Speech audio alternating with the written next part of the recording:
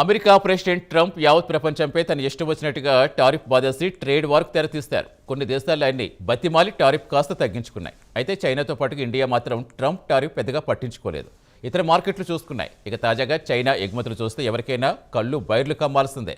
ఈ ఏడాది కేవలం 11 నెలల్లో అదనంగా $1 ట్రిలియన్ ఎగుమతులు పెంచుకుని రికార్డు సృష్టించింది. మరి ట్రంప్ టారిఫ్ వార్ చైనా వద్ద పనిచేసిందా అంటే ఖచ్చితంగా లేదు అని చెప్పుకోవాల్సిందే. మరి చైనా ఎగుమతులు రికార్డు బదులు కొట్టడానికి గల కారణాలేంటో ఇప్పుడు చూద్దాం.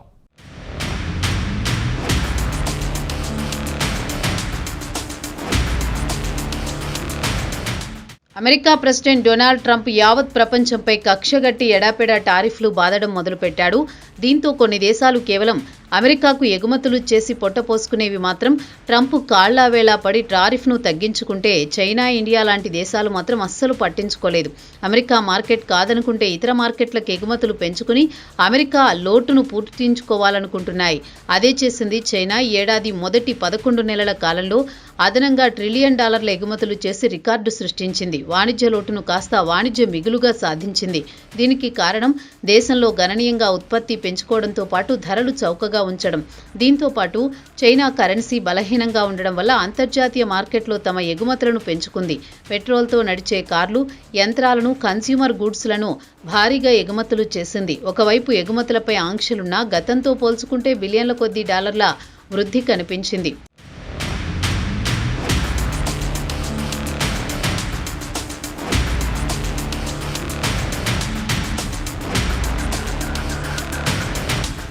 ఇక ట్రంప్ చైనాపై ఆంక్షలు విధించడంలో చైనా నుంచి అమెరికాకు 29% ఎగుమతులు తగ్గిపోయాయి. జపాన్తో పాటు అభివృద్ధి చెందిన దేశాలు కూడా చైనాపై ఆంక్షలు విధించాయి. అయినా చైనా మాత్రం తన ఎగుమతులు పెంచుకుంది. మరోవైపు చైనాలో ఆర్థిక పరిస్థితులు ఏమంత మెరుగ్గా లేవు. చైనా ప్రజలు ఖర్చులు తగ్గించుకుంటున్నారు, పొదుపు మంత్రం పాటిస్తున్నారు. ప్రజలకు ఉద్యోగాలు దొరకడం లేదు. రియాలిటీ రంగం కుదేలైంది. డెవలపర్లు నిర్మించిన ఇళ్లు అమ్ముడుపోవడం లేదు. మరోవైపు బ్యాంకుల నుంచి తీసుకున్న రుణాలు విపరీతంగా పెరిగిపోతున్నాయి. దీంతో చైనా ఇతర దేశాలకు ఎగుమతులు పెంచుకుని తమ ఆర్థిక వ్యవస్థను బలోపేతం చేయాలని నిర్ణయించుకుంది.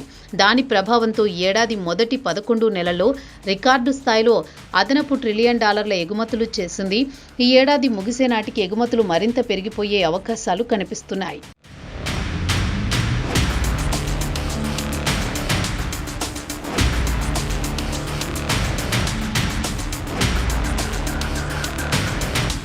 చైనా ట్రేడ్ సర్ప్లస్ లేదా వాణిజ్య మిగులు విషయానికొస్తే చైనా దిగుమతులు, ఎగుమతుల మధ్య వ్యత్యాసాన్ని ట్రేడ్ డిఫిసిట్ లేదా ట్రేడ్ సర్ప్లస్, వాణిజ్య లోటు లేదా వాణిజ్య మిగులుగా చెబుతూ ఉంటారు. కాగా చైనా ట్రేడ్ సర్ప్లస్ మొట్టమొదటిసారి ఏకంగా $1 ట్రిలియన్ మార్కుకు చేరింది. మన ఇండియన్ కరెన్సీ ప్రకారం చెప్పుకోవాలంటే 89 లక్షల కోట్లుగా చెప్పుకోవచ్చు.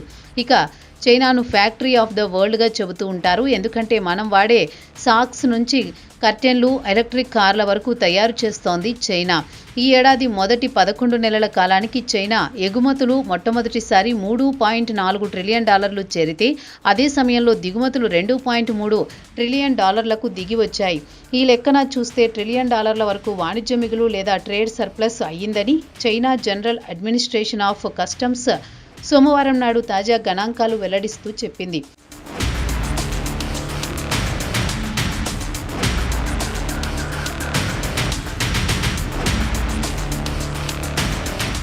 ఇక అమెరికా ప్రెసిడెంట్ ట్రంప్ చైనాపై పెద్ద ఎత్తున టారిఫ్ బాదినా దాని ప్రభావం మాత్రం పెద్దగా కనిపించడం లేదు. ఈ ఏడాది ప్రారంభంలో అమెరికా చైనాపై ఏకంగా 145% టారిఫ్ విధించింది. తర్వాత వాణిజ్యపరమైన చర్చల తర్వాత కాస్త టారిఫ్ను తగ్గించారు. అయితే చైనా మాత్రం అమెరికా మార్కెట్ను పక్కన పెట్టి ఇతర దేశాలకు ఎగుమతులు పెంచుకుంది. టారిఫ్ పెంచిన వెంటనే స్వయంగా చైనా ప్రెసిడెంట్ షీ జిన్పింగ్ ఇరుగు పొరుగు దేశాలకు వెళ్లి అక్కడి ప్రభుత్వాలతో వాణిజ్యపరమైన ఒప్పందాలు కుదుర్చుకుని వచ్చారు.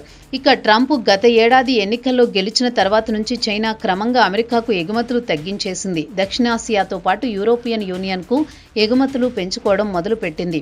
దీంతో పాటు చైనా అతి తక్కువ టారిఫ్ విధించే దేశాల్లో తమ ప్రొడక్షన్ ప్లాంట్లను ఏర్పాటు చేసుకుంది. ఇక చైనా ఎగుమతుల విషయానికొస్తే గత నెలలో జోరందుకుంది. అంతకుముందు అక్టోబర్ నెలలో క్షీణించాయి. ఏడాది ప్రాతిపదికన చూస్తే ఎగుమతులు 5.9% పెరిగితే దిగుమతులు మాత్రం 1.9% మాత్రమే పెరిగాయని China general administration of customs వివరించింది.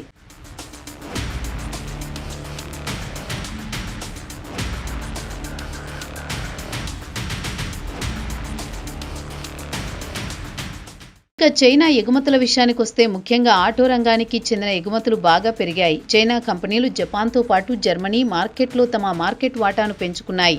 ఈ ఏడాది చైనా కార్ల ఎగుమతులు 1 మిలియన్ యూనిట్ల కంటే పెరిగి 6.5 మిలియన్ యూనిట్లకు చేరాయని చైనాకు చెందిన కన్సల్టెన్సీ ఆటో మొబిలిటీ తాజా గణాంకాలను బట్టి తెలుస్తోంది.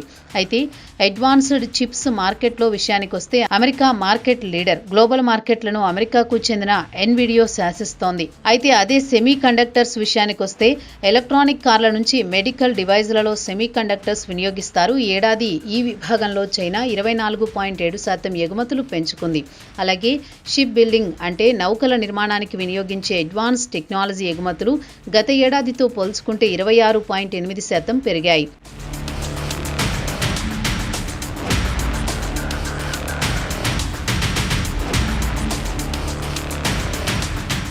చైనా కంపెనీలు వ్యూహాత్మకంగా తమ ప్రొడక్షన్ ప్లాంట్లను దక్షిణాసియా నుంచి మెక్సికోకు, ఆఫ్రికాకు తరలించాయి. ట్రంప్ టారిఫ్ నుంచి తప్పించుకోవడానికి చైనా తమ ప్లాంట్ను తక్కువ టారిఫ్ విధించే దేశాలకు తరలించినా అమెరికా, చైనాకు మధ్య వాణిజ్యం మాత్రం గతంతో పోల్చుకుంటే బాగా తగ్గాయి. ఉదాహరణకు ఏడాది మొదటి 8 నెలల కాలంలో అమెరికా ఇండోనేషియా నుంచి సుమారు $23 బిలియన్ దిగుమతులు చేసుకుంది. గత ఏడాదితో పోల్చుకుంటే 3వ వంతు తగ్గింది. ఇక ఇండోనేషియా నుంచి సరుకు ఎగుమతి అవుతోందంటే అది చైనా సరుకే. చైనా నుంచి ఇండోనేషియాకు పంపించి అక్కడి నుంచి అమెరికాకు ఎగుమతి చేస్తోంది చైనా. అయితే వియత్నాం నుంచి జరిగే ఎగుమతులు మాత్రం ఏమాత్రం తగ్గడం లేదు, క్రమంగా పుంజుకుంటున్నాయని చైనా ఆర్థికవేత్తలు చెబుతున్నారు. ఇక అమెరికాకు ఎగుమతులు తగ్గడంతో చైనా తమ ఎగుమతులను యూరోప్పై ఫోకస్ పెట్టింది. దీంతో గత ఏడాదితో పోల్చుకుంటే 15% పెరిగాయి. అలాగే ఆగ్నేయ ఆసియా దేశాలకు ఎగుమతులు 8.2 పెంచుకోవడంతో ఈ ఏడాది మొదటి 11 నెలల్లో $1 ట్రిలియన్ ట్రేడ్ సర్ప్లస్కు చేరుకుంది.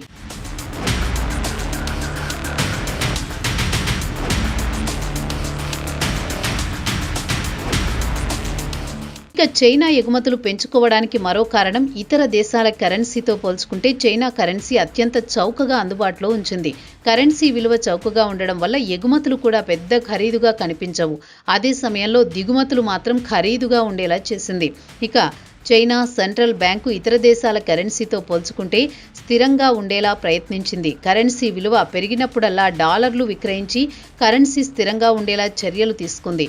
అయితే గత కొన్ని సంవత్సరాల నుంచి చైనా కరెన్సీని అండర్ వాల్యూగా ఉంచేలా కృషి చేయడంలో చైనా సెంట్రల్ బ్యాంకు విజయం సాధించిందని చెప్పుకోవచ్చు. కరెన్సీ విలువ తక్కువగా ఉంటే ఇతర దేశాలకు చైనా ఉత్పత్తులు చౌకగా కనిపిస్తాయి.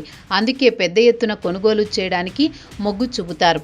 గ్లోబల్ మార్కెట్లో ద్రవ్యోల్బణం ప్రభావంతో ప్రతి దేశం కరెన్సీ పెరిగినా చైనా మాత్రం 2012లో స్థాయిలో ఉందో అదే స్థాయిలో తమ కరెన్సీ విలువ పెరగకుండా కాపాడుకుంటూ వస్తోంది. ఈ లెక్క చూస్తే ఈ ఏడాది చైనా జీడీపీ లక్ష్యం 5% సాధించడం నల్లేరు మీద నడకే అంటున్నారు మోర్గాన్ స్టాన్లీకి చెందిన ఆర్థికవేత్తలు. ఇక ట్రంప్ చైనా ట్రేడ్ సర్ప్లస్ చూసి షాక్ అయ్యి ఉంటాడన్న గుసగుసలు బీజింగ్ మార్కెట్లో వినిపిస్తున్నాయి.